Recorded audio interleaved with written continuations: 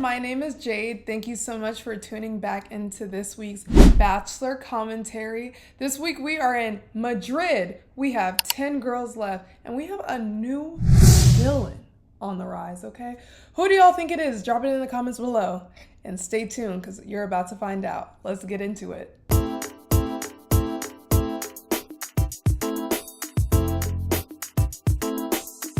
Okay, so if you remember where we left off last time, Carolina pulled Grant during the prom to discuss that Rose told Carolina that Grant said that he was thinking of her during his dance with Carolina. And now that has put a storm on the prom night. And so we're starting the day after that. Everyone's waking up talking about how upsetting that was and how it's kind of like the Carolina show right now. Carolina says she didn't want to upset the girls, but she got the clarity that she needed when she talked to Grant, and so she's glad that she had that conversation. The girls head off to Madrid, and Dina gets the first one-on-one. Now, Grant sees Dina's beautiful and smart and successful, but he really is hoping through this one-on-one that she can let loose and have some fun, and so he's really trying to see whether she can do that or not. During their one-on-one date, they walk around and explore the city of Madrid. They play soccer with these boys in the street. They visit the wishing store and they write down wishes where Grant wishes to find the love of his life and Dina wishes for a happy marriage.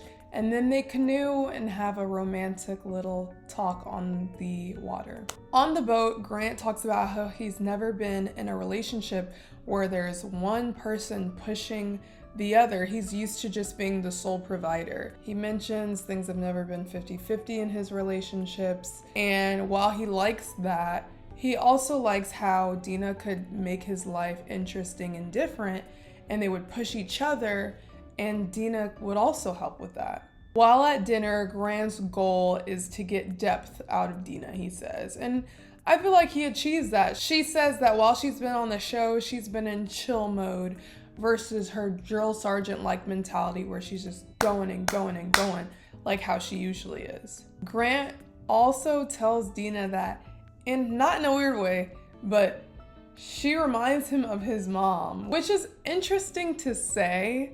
I don't know how to feel about that. I know some men end up with people that remind them of their mother. I'm not sure if that's something they go out looking for or if they find that in someone it's just like a sense of home and belonging that they enjoy. But him saying that makes me feel like he's gonna take this connection with her seriously. Dina asks Grant a great question while they're on their date, which is what happened with his 7-year relationship that ended. And 7 years? Sir, go get your wife back. No, I'm just kidding, Grant. But he ends up saying how he was pushing to make his career soar, and in the midst of that, he neglected things that his partner was asking for. But he didn't see it as neglect then because he thought him pushing to make his career soar was good for the both of them. But he lets Dina know that now he can see how that was neglect and he's learned his lesson. Grant says that he can see a future with her, which I'm sure he can, but that man has a very active imagination because he can see a future with every girl he talks to. It's time to start to narrow it down or maybe reduce the amount of times you say that comment, I think. And then he gives her the date rose so that she's safe from going home during the rose ceremony. Back at the hotel, Carolina is complaining about her lack of time with Grant, as everybody else is also dealing with. She says that it's weird having a connection with someone and then sharing him with everyone, which, this just in, newsflash, local woman just discovered she signed up for The Bachelor, a show where multiple women go on and date one man, an environment where the man has a lack of time to spend with you and you compete to the death for the ring. Obviously, the girls are finding this frustrating because some of them haven't even had one-on-ones. Carolina's had a one-on-one several extra times talking to him, just yanked him away from people during the prom date or the prom cocktail ceremony. So everyone is not liking Carolina right now. Next up is the group date. The group date consisted of a donkey ride through the city where Carolina's donkey was hanging in the back because he was a little slow, and of course Carolina was upset about that, watching all the other girls go ahead and spend time with Grant as she sat in the back. And then it also included a bullfighting class taught by a matadora. Grant played the bull as he pushed a wheelbarrow with a bull's head attached to it, and the girls played the matadoras. While it was Latia's turn, she found a clever way to stop Grant and steal him for a quick peck in front of everyone. And you know, I loved it because I'm Team Grit.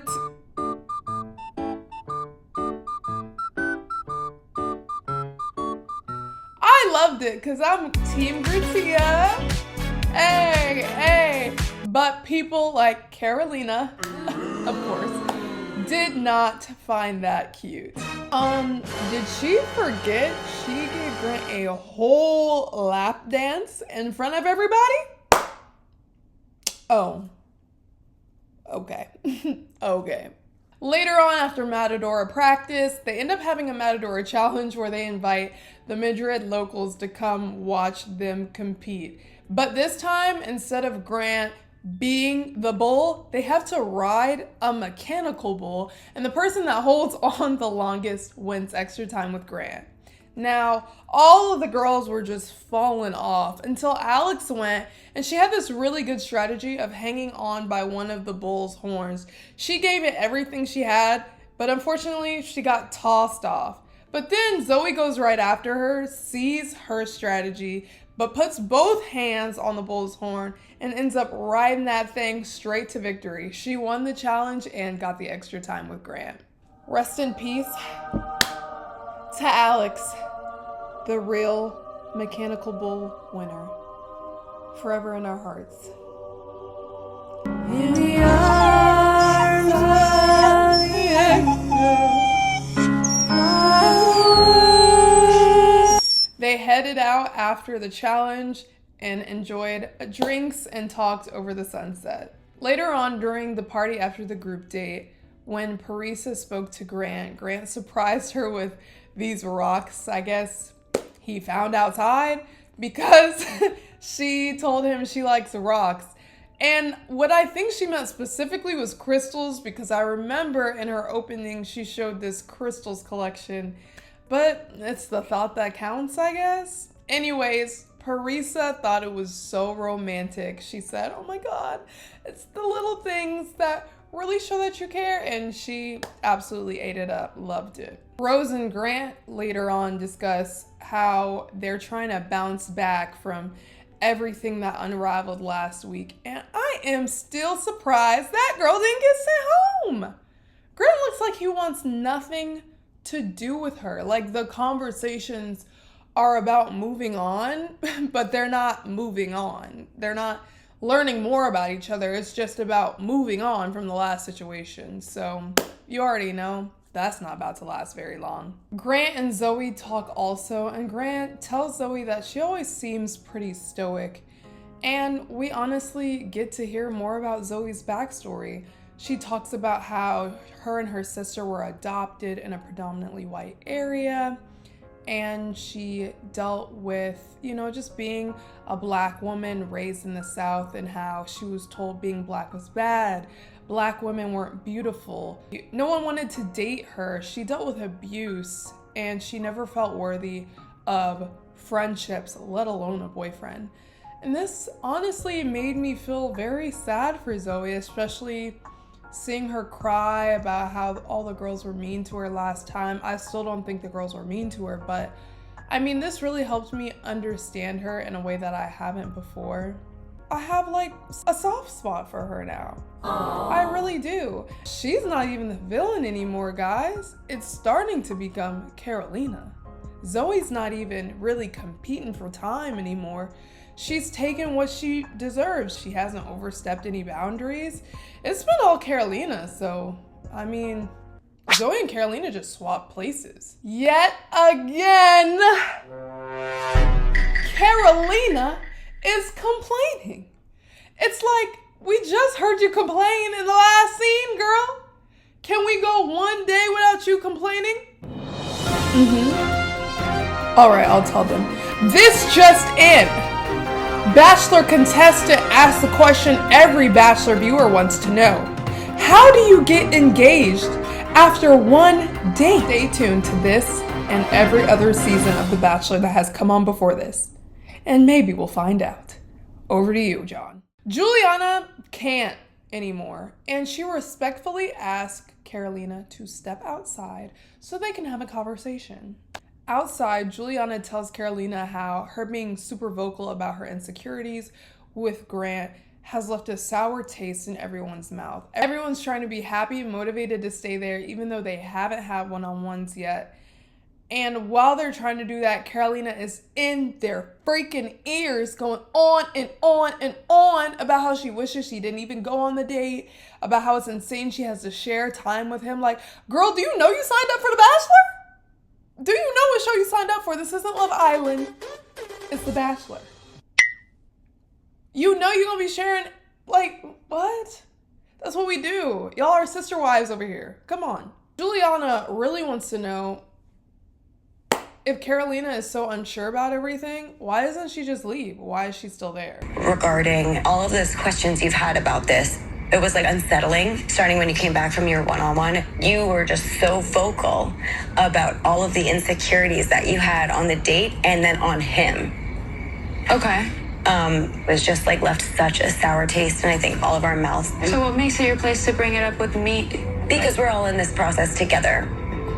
And so the reason that I'm bringing this up, tonight you expressed your unsureness about this whole process still to this day. If I felt that unsure of who he was as an individual, I would be packing my bags and leaving. Why are you here?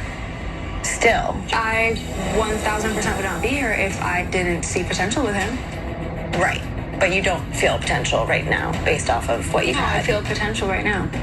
I'm giving you an opportunity to understand that, it's not settling well with everybody. You continuously still say what you say in front of us. I'm not really trying to have a relationship with you, Juliana. I think he knows where I stand. I think that he has no question that I'm here for him. I don't think that that's true. All right. That's a mess. They head back inside and Carolina says, if anyone has any concerns about me being here or my intentions, I'm all ears. Rose, Zoe, and Parisa begin to just reiterate what Juliana said. And then Carolina says, well, if y'all don't want my opinion, don't ask. But the whole reason why we're here is because no one's asking and you're giving your opinion. If you don't want my opinion, don't ask, and I promise I won't share unprompted. I think it sometimes comes unprompted. Okay, well, I think your opinions come unprompted, Juliana. Right now it's coming across that you might not have the strongest feelings for him. I've never once doubted my connection with Grant, and I've never not been honest with him. I mean, if I was questioning those things, I'd be right out the front door. Jesus. Carolina is saying that everyone ganged up on her, but she literally welcomed the discussion. Grant comes in to give the rose from the group date, and he starts to talk, notices she's sniffling, asks her if she's okay, she says she's fine. Then he starts to talk again, and then she a little bit louder, probably just to get his attention even more. And of course it works like that because of course Grant's gonna want to check on the girls that are there to date him. And so Grant asks everyone to excuse him as he takes Carolina outside to check on her. She tells him about her and Juliana's conversation and how that made her feel, and she felt like she shouldn't be questioned. He says, girl, just focus on us. The only thing that matters right now is us.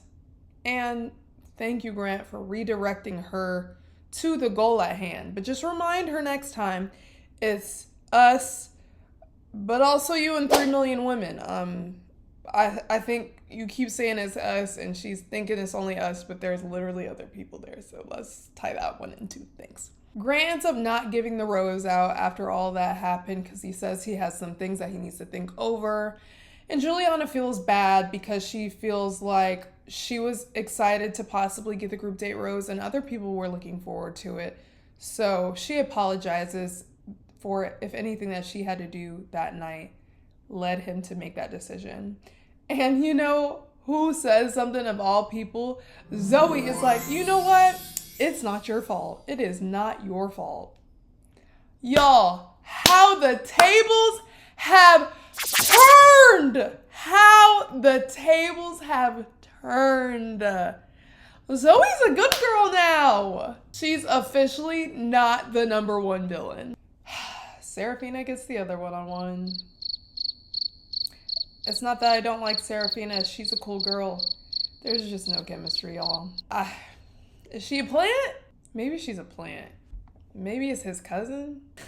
I don't even know why we're still watching the two of them on our screen. She was treating that man like he was her brother in the last episode. Here's the Cliff Notes version. They bungee jumped. He was scared. She was brave. They kissed awkwardly. End of story. Grant knows what's up. He knows what I'm saying because he straight up asked Serafina at dinner, hey, I noticed you hesitate to kiss me. Why is that? I just like to know. Everyone's here to date me. I'm giving you the one-on-one, and you don't even want to kiss me. What is going on? And she's like, oh, well, honestly, it's because my mom is watching. Hi, Mom.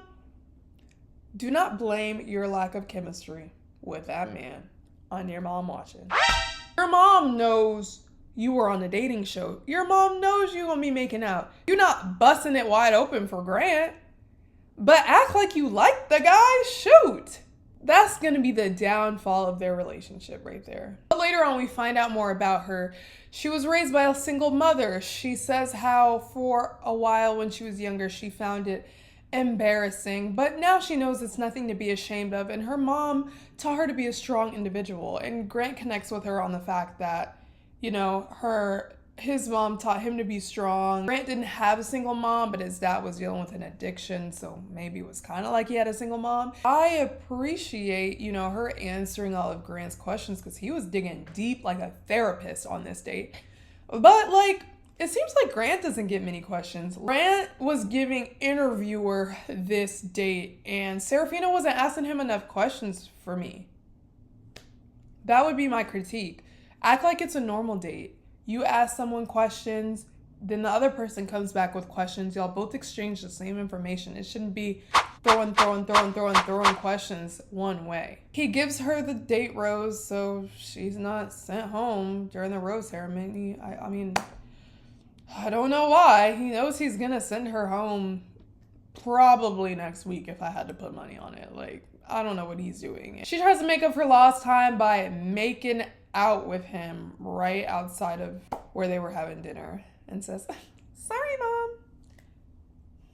Girl, that lack of chemistry is not only your mother's fault. And you know that. Period. At the cocktail party before the rose ceremony, Grant pulls Juliana to dive into the aftermath of the group date. After Carolina came back from her one-on-one, it was astonishing to hear somebody be blessed with such amazing time with you that we all want and come home, I hate to use this word, but it came off ungrateful and it came off unhappy.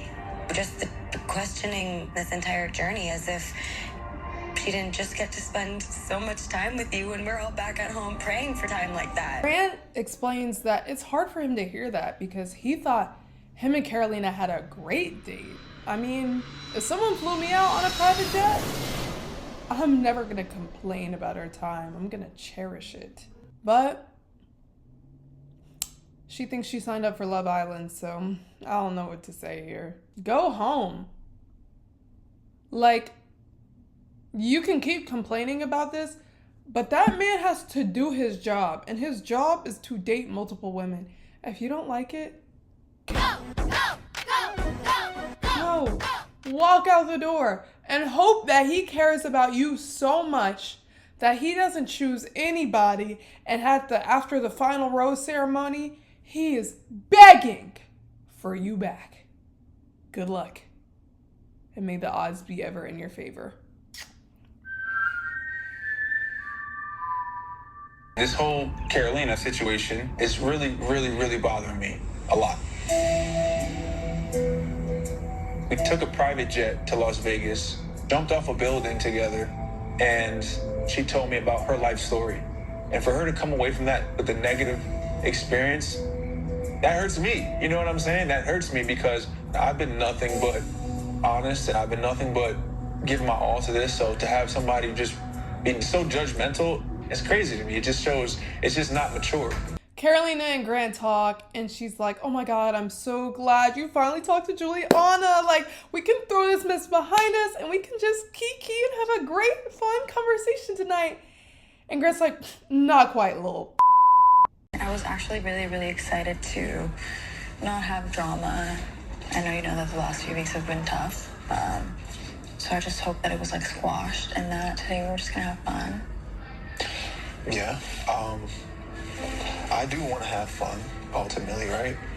But I am it's a little concerning for me, and it does hurt a little bit because on our date, I developed a soft spot for you because you had told me things that made me feel like I wanted to protect you.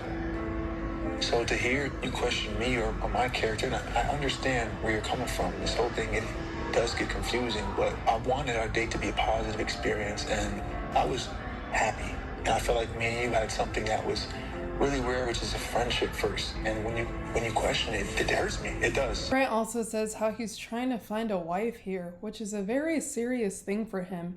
And it's unfair of him to go into a date and not give his 100% to that woman. Newsflash, woman contestant on The Bachelor says she feels defeated when The Bachelor tells her he has to do his job. More on this. Never again, because I need Carolina to go home. I'm tired of it. Stop acting like you don't know what show you signed up for. Ah! Sorry, guys.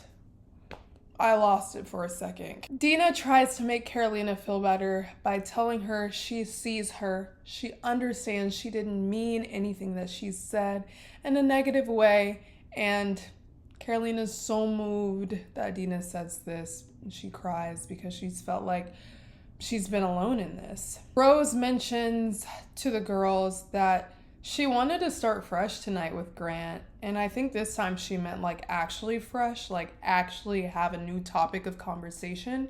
But this night has been the Carolina show. The conversations Grant's still having are heavily Carolina focused, and she tells Carolina that her bringing up that comment with Grant has just really set her back. And so she decides to leave. Grant goes to give her a hug and stuff, but that man wasn't trying to stop her. I don't even know why he kept her there last episode. He knew he was going to send her home soon. It was probably going to be tonight.